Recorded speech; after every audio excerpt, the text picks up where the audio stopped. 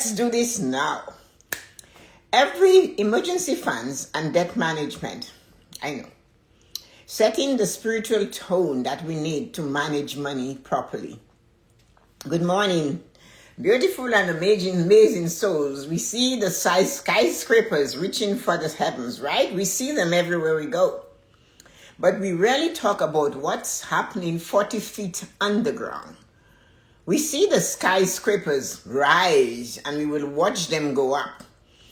But we never really went to look at what was being done 40 feet below.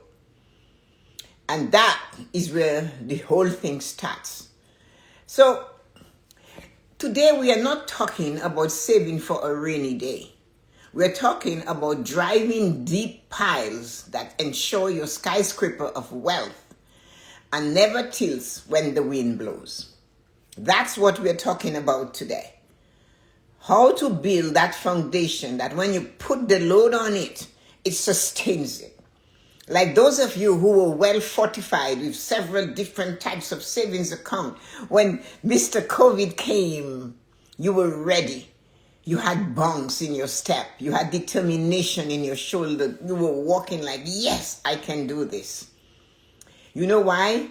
Because you had built a really strong, deep 40 feet foundations of savings over the years, tiny bit. So guys, let's get this. I am Tessa-Marie and you are joining for the morning blessing. So let's get it going. Those of you that are here, stop and visit for a while. So take a deep breath because the physical and spiritual connection as we dive into our financial pillar today. I said physical. We need the physical because we need to be able to work to keep that financial pillar going. We need spiritual to believe, yes, we can and we will succeed and there will be enough to pay for the bills every day. But we have to dig deep. We have to go down there and place it. Blessings upon blessings to everyone joining the stream. Because you see, the more blessings you have, the deeper you are going to get that pocket of yours. As I said, my followers from the COVID era, they were bouncing around because they had a strong foundation. They had money salted, put away over the years for certain things, like maintenance for the car and the this and the that and the vacation. We couldn't do anything. So when the jobs were shut down and no money were coming in, they were able to use the money for vacation to pay their living expenses, the maintenance for the car to maintain their furnaces or to maintain something else they couldn't leave their homes. So that is what it is. Even, the foundation is something that we have to understand. Your foundation doesn't have to start big and deep because when a skyscraper is going up, they have to clear the soil. They start gathering, moving topsoil, moving stones. It takes weeks and months and years to get that foundation going. And we do that. They do that. We see it. And they succeed. And we are standing and walking in those buildings ourselves like the CN Tower, those big buildings all over the world. Look at the Eiffel Tower. This thing was built all those hundreds of years ago, yet it stands. Because the foundation is strong. The war will push it. The war will shake it. It did World War II. When you go to the House of Lords in England, you see how they did not fix what was going to hurt that building. If it could withstand and see, they said, lest we forget. The war rooms were left the same, exactly as Churchill had the soldiers and where they were on that table. That's how it is to this day.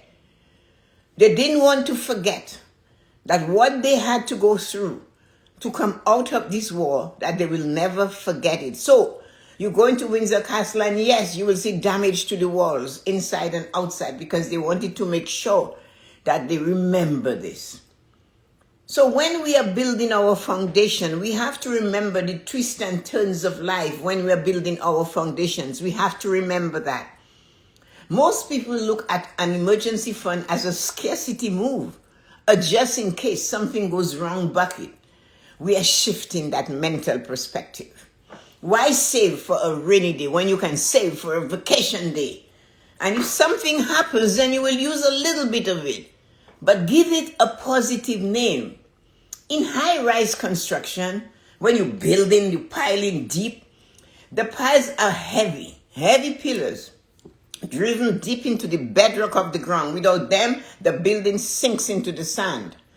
So this is what you have to do. Without that little bedrock of yours, my $1.75, your $5, do not look at it and turn up your nose. Don't be like my brother's wife who said to him, saving $20 a week is no savings at all, man, I can tell you. If in 1968 and 69 I had $20 to save a week, well, today, I don't know where I would be. I would have money coming out of my earlobes. Because all I had was $1.75, guys, and we made it. And here we are. So what I'm saying, start, even in these terrible times, it's an emergency fund isn't scarcity city money. It's bedrock money. It's foundation money. It is what allowed you to stand tall when economic storms. How? Like now. My coaches, the people that I've coached over the years, they tell me, even now, Tessa-Marie, I'm still able to put my savings. Lisa had to save $2 because she had to pay $600 for credit card debts in those days. She's the mother of two and a husband and $82,000 worth in debt that they will wipe off. But at the time they were wiping it off, they were saving a little. And by the time everything was paid, they were able to go on a prepaid vacation at a resort, all inclusive for all four of them. It's the little bit that fills the bucket. Savings, even in these turbulent times, is possible. It does not have to be $500,000, guys. It does not have to be $500. It just has to be consistent, $20, $10, $5. Whatever you get. I do not, when the government sends us a $30 thing, I don't know what it's for. But when I get it, guys, boom, savings, boom, vacation. I take that $30 and I don't know, I think it has cents on it, 91 cents. I bring that cents to $1. And then I transfer it exactly from the account where the government puts that money in. And I shift $10 to savings for rainy day, no. For vacation, $10 over here. $10 in the garden account so I can buy what type of roses I want. But when you leave it in the checking account, you didn't work for that money. It's a gift. Make it matter. You might look at it and say, Tessa-Marie, it's only $30. Yes, but $30 taken care of is 12 threes, is $360. And then if you make that $30 off, make it 40, there you go, $480. It's a little bit that matters. It's not the big amount. When I coached a young man once, I told him, you have to save $20. He said, well, Tessa-Marie, hi Nancy, Tessa-Marie, I have so much. I can save $500. I looked at him quizzically. Anyway, 2 weeks later, he comes back and I said, so how is the savings going? Well, I had to use it, so I only really $20. So I said to him, you know what that tells me? You should only be saving $20 a pay. And from the moment he switched to doing $20 a pay, he was able to get money for vacation again with his children and his wife. So what I'm saying to you, it's not that I'm pushing a vacation. That's our reward after working. I'm pushing a vacation. So when you become a senior, you will realize you are valuable. You should still be able to go to Dominica for 4 months, Florida for a 6 week, go on a Mediterranean cruise like I am doing in May because I'm turning 80. But you have to start somewhere. If I did not start at my $1.75, I would not be pushing to save money even now. But I want to be able to just buy what I want. I want to be able to give a granddaughter, grandson, something that I do. If they want it, you want it, Grammy said you can have it. Oh, Mom, you shouldn't. I said, it's my money. You stay out of it. So you have to understand those things. You are younger. We are older and we are telling you that road we traveled on, it's okay. I know they're criticizing all of you young people in your 20s and your 40s and telling you will never make it. That is a lie. They're telling you a lie. They made it, and half of them were crazy. They were hippies. They were dancing and they had flour in their hair, walking the street, men and women. And they made it. And you listening to them, they are just repeating what their elders told them. They know it's not true because they are proof that they succeeded, even if they were called flower children or hippies. Baby boomers. I'm a baby boomer, first generation of the baby boomer. And they say we are the one that controls the economy. You think? Because we did a little bit of everything. It's the consistency of saving $1 that matters, people. It's not the amount of money you save. It's the consistency of waking up, doing something automatically.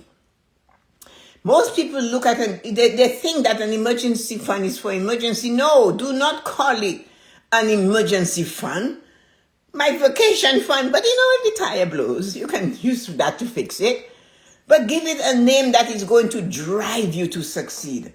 An emergency fund isn't a scarcity money. It is a bedrock money. It is what you need. It is what it allows you to stand tall in times like no. When they're telling you the price of gas, yes, can we do anything about it? No, we can, but we have to travel, so we have to buy it. And then I will teach you guys what we did in the old days, coming from work. We didn't go home and then go grocery shopping. We made the circle around where we lived and picked up all the specials we had on our list and then go home. We were frugal then. And now we have to be frugal, so tight that our fingers are going to hold on to our money and we will release it only under duress. We must eat. We must feed children. We must feed parents. We must help. We have to donate. So I want you guys to understand this one simple thing. Even in turbulent financial times like we are having, you can consistently just believe, I will put $5. And automatic, don't trust yourself to go to the bank, man. You won't get there. Because we do not honor ourselves. And it's not our fault. We were told we should honor everybody else, so we honor the company, the phone company, the mortgage people, and then at the bottom is savings. And as soon as something breaks and the headache happens, we don't save anymore because you do not matter. That is why I do not use the word budget. That is why I created something called the spending plan. Number one, savings. What does that mean? It belongs to me. Put your name. And even if it is only $5 a pair, you're still number one. One day it will get to be number 21. And you'll be saving more, but you're still number one. And you have to just think, you're coming home from work, and you have to drive to work. And where you're coming, there is this store, that store. Look at them. Make that circle to come home. Stop there, pick it up. Stop here, pick it up. Make your list before you leave the house. Always have your list of your grocery list in the car. It's great to have it on the phone. But when you see the piece of paper on the seat next to you and you're driving home, it forces you to look at it. And then just take your time. Consider whether the leftover should freeze. If they don't want it, freeze it. You can feed it to them another day. They won't even know because they're hungry. That's how you build the children up. You see, if you're hearing what I'm saying, it's about the foundation. That's what I'm telling you. It's the foundation. You make some short little changes now, but they go like this.